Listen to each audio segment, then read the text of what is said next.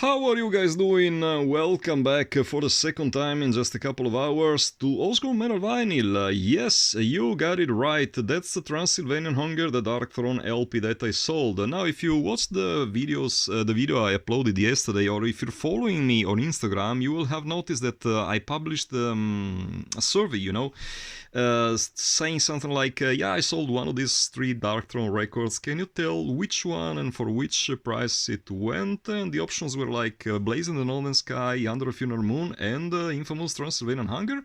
And to my surprise, the majority of the posters, the majority of my followers actually got it right. That's Transylvanian Hunger. And I'm very surprised because, to be honest with you guys, I really never thought about selling this LP at all. I mean, when I decided to come up with the idea of selling, getting rid of my black metal vinyl collection, I decided I would keep a few selected bands that I was and still am a big fan of, and DARKTHRONE is definitely one of those bands. And I said, like, no, there's no way I'm ever gonna part ways with DARKTHRONE, as well as Satyricon, as well as Rotting Christ, which are probably my all-time favorite black metal bands next to Master's Hammer and Grotesque. But that's, all the news for you, as if you've been following this channel for a while. But at the end of the day, it happened. I sold both Dark Medieval Times and Transylvanian Hunger too. So, what to say, what to add to what has been said yesterday in the previous video? Not much. I mean, there is a couple of things I wanted to add actually, because like I noticed there is some sort of misinformation going on discogs.com concerning some aspects of this LP. Like, for instance, a lot of posters are wondering if there is a first press of this LP that does not include the infamous Norsk Arisk black metal statement. The answer is a sheer no. All copies coming from the very first press do have the Norsk Arisk black metal statement included. So if you're by any chance owning any other version of the LP without the statement, that's not the first press. The first press was only released with this statement that, as I mentioned yesterday, caused massive controversy in the scene, obliging the band to come up with this, as I mentioned yesterday, half-assed attempt at an apology, which didn't work out too well.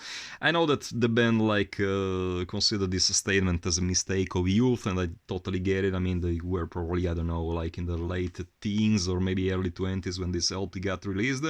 Bottom line, this is possibly this could be, in my opinion, the most influential black metal LP ever released, because yesterday I was talking about how influential Blaze in the Northern Sky has been for the development of the black metal sound, but Transylvanian Hunger, if you're thinking about it, influenced way more bands, because, if you think about all the millions of lo-fi, very, very poorly produced bands that try to copy the sound of this album that, polluted the market in the last 30 years, I mean, there must be millions of them, probably, if not more. I mean, it's not more than millions, but you get my point. I mean, so yeah, definitely one of the most influential, if not the single most influential black metal LP ever released.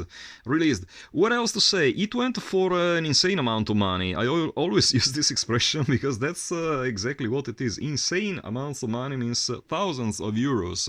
And I actually believe it set a new standard for the most pricey black metal LP ever sold. I mean, there is a copy of Dark Medieval Times on Pop Psych that apparently went for 5,000 euro. My copy of TH went for slightly less than that, but bear in mind that I sold it via private deal with a private customer, and I got money through my bank account, which means I got the real deal.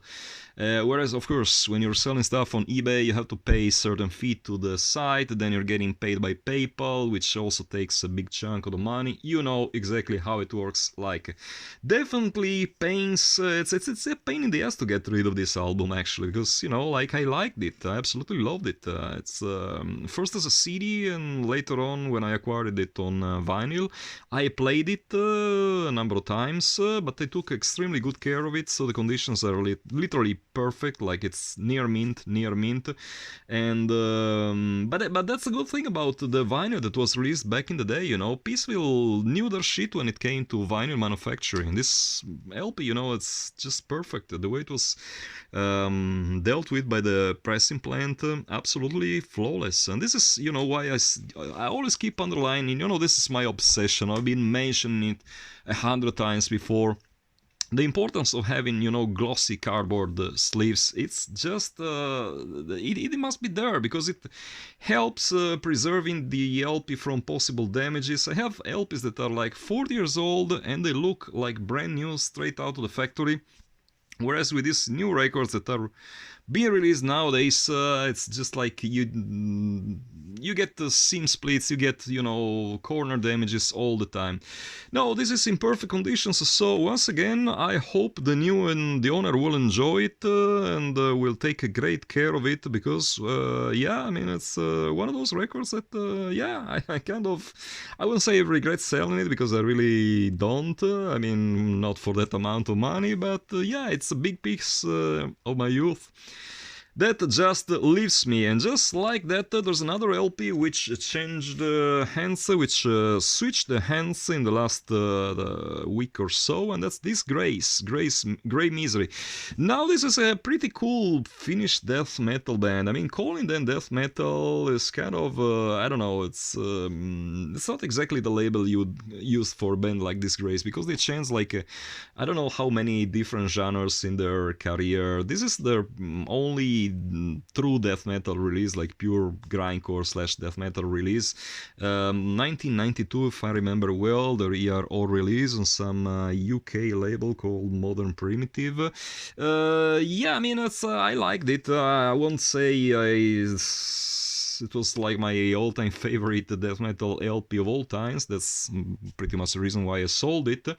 But I'll give a lot of credit to bands like Disgrace, because after an LP like this, which was, pretty standard death metal, they had the guts to totally change their sound and surprise their listeners, which of course, back in the days, used to spit on them. They lost I don't know how many fans because of their, decision to switch to prog rock or whatever they were sounding on their following albums. But I'm full of admiration for bands like this, not sticking to always the same formula always pays off in the end. You have to be true to yourself, if that's what your heart beats for, go for it. Just whatever, follow your instinct, follow your inspirations.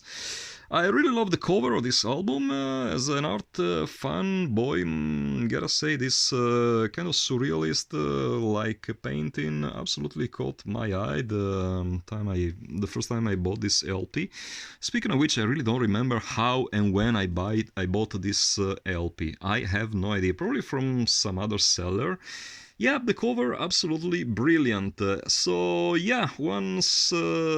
again, that's one more record that leaves my collection. Are my shelves getting empty? No, by no means. It's. I mentioned a few times before that my collection is about like 3,000 items, so I hope that this channel will exist long enough. As long as I have energies and interest in, spreading my metal knowledge. I will be here. So I guess that does it for this episode. I wish the new owners to enjoy these two LPs as much as I have done over the past 30 years. And as usual, I close every episode of mine reminding you, if you're looking for anything, just feel free to get in touch with me. Don't expect me to get rid of my records for nothing, because I know exactly how much they go for these days. But if you're a rich motherfucker, then I think we can definitely find a deal of some sort. Until the next time, as usual, keep it loud and heavy.